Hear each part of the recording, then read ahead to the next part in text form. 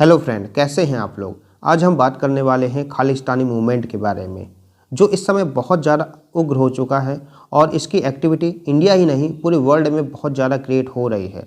इससे इंडिया की जो इंटरनल डिसबैलेंस है वो बहुत ज़्यादा क्रिएट हो सकता है और आने वाले टाइम पे जो टेररिस्ट अटैक हैं वो बहुत ज़्यादा क्रिएट हो सकते हैं। ऐसा नहीं है कि ये एक्टिविटी जो है आज ही स्टार्ट हुई है, इसकी जो एक्टिविटी की नींव है बहुत पहले ही रखी जा चुकी है। इसकी जो इंक्रीज देखी गई है पहले वो 1980 के टाइम पे हुआ है, जब इंदिरा गांधी की सरकार थी।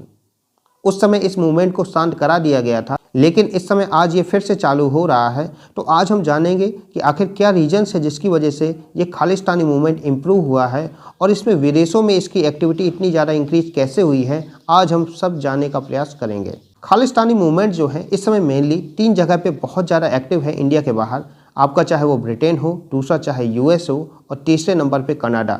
खालिस्तान मूवमेंट की जो सबसे ज़्यादा एक्टिविटी देखी गई है वो ब्रिटेन और यूएसए में देखी गई है। इसीलिए इंडियन गवर्नमेंट ने हाई कमीशन है जो ब्रिटेन और कनाडा के, उनको समन किया है। और ये जो खालिस्तानी मूवमेंट है वो बहुत ज़्यादा इंक्रीज इसलिए भी हो रहा है क्योंकि यहाँ पे सिक्योरिटी नहीं दी जा रही है। और जब हाई कमीशंस जो हैं वहाँ पे सिक्योरिटी नहीं दी जाएगी तो उससे ये प्रोटेस्ट जो हैं वो बहुत ज़्यादा इंक्रीज करेंगे। इसी के साथ इंडिया ने एक कदम आगे चल के जो ब्रिटिश एम्बेसी है वहाँ की जो सिक्योरिटी बहुत ज़्यादा इंक्रीज की गई थी उसको हटा लिया है, क्योंकि ऐसा जब ब्रिटेन में हो सकता है तो हम क्यों ब्रिटेन के एम्बेसी को इतना ज़्यादा प्रोटेक्ट करें, ऐसा इंडिया का कहना है। इस समय खालिस्तानी मूवमेंट जो है इसके जो लीडर हैं वो एक तरीके से अमृतपाल सिंह है, क्योंकि इनकी पॉपुलरिटी की वजह से खालिस्तानी मूवमेंट जो है वो बहुत तेज़ी से इंक्रीज हुआ है।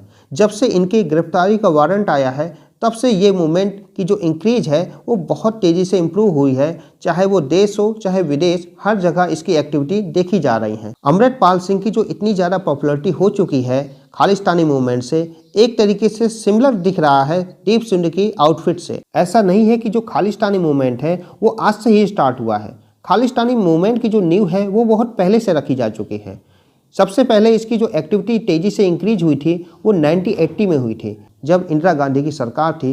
उस समय 1000 से ज़्यादा जो सोल्जर्स थे और उनका जो लीडर था जनरल सिंह बेंडवाल, ये कम से कम 1000 से ज़्यादा सोल्जर के साथ गोल्डन टेम्पल में छिप गए थे और वहाँ पे ये एक्टिविटीज़ बहुत ज़्यादा इस मूवमेंट की मांग कर रहे थे। लेकिन उस समय हमारी जो प्राइम मिनिस्टर थी इंदिरा गांधी, उन्होंने आर्मी को ऑर्डर दे दिया था इसको दबाने के लिए। इसके बाद इंडियन आर्मी ने गोल्डन टेम्पल में ब्लू स्टार ऑपरेशन चलाया, जिस वजह से वहाँ पे 1000 लोगों की वहाँ पे मौत हो गई। वहाँ के लोगों को मार दिया गया जो खालिस्तानी मूवमेंट को एक्टिव कर रहे थे। और ये एक तरीके से बहुत ज़्यादा ब्लंडर था, क्योंकि इसके बाद 1984 में इंदिरा गांधी को असैसिनेट कर दिया गया सिख जो बॉडीगार्ड थे उनके द्वारा।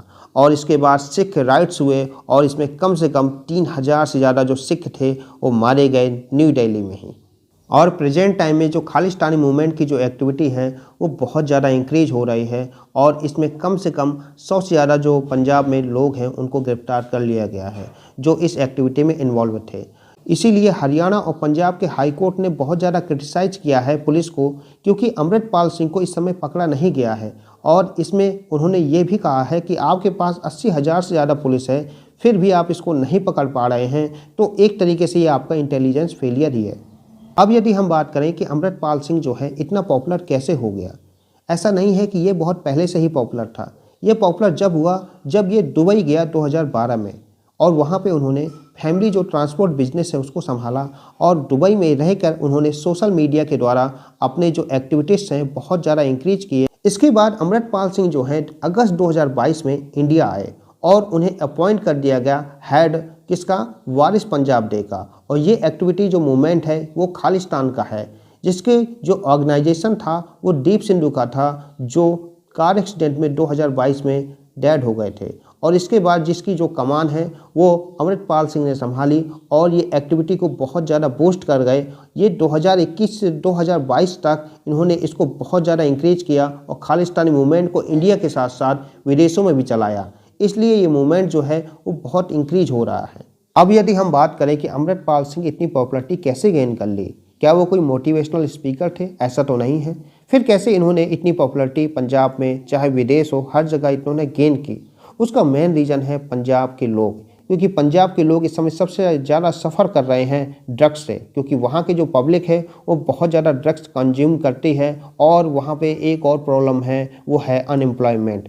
जब ये दोनों चीज़ें कंबाइन हो जाएंगी तो ऐसी पब्लिक को कैसे भी आप मूवमेंट कर सकते हैं, क्योंकि एक स्टडी में ये पाया गया है कि कम से कम 30 मिलियन लोगों में 15% जो हैं वो कंज्यूम करते हैं ड्रग्स को। और इसी के साथ 2021 के इकोनॉमिक सर्वे की रिपोर्ट ये बताती है कि पंजाब का जो अनएम्प्लॉयमेंट रेट है वो 7.4 है, जो एक तरीके से हाईएस्ट है पूरी इंडिया में सभी स्टेटों के मुकाबले। इसीलिए पंजाब की जो लोग हैं उनकी जो दो कंडीशंस हैं, एक पहली ड्रग्स है, दूसरी अनएम्प्लॉयमेंट, ऐसी पब्लिक को किसी भी दिशा में आप इन्फ्लुएंस कर सकते हैं।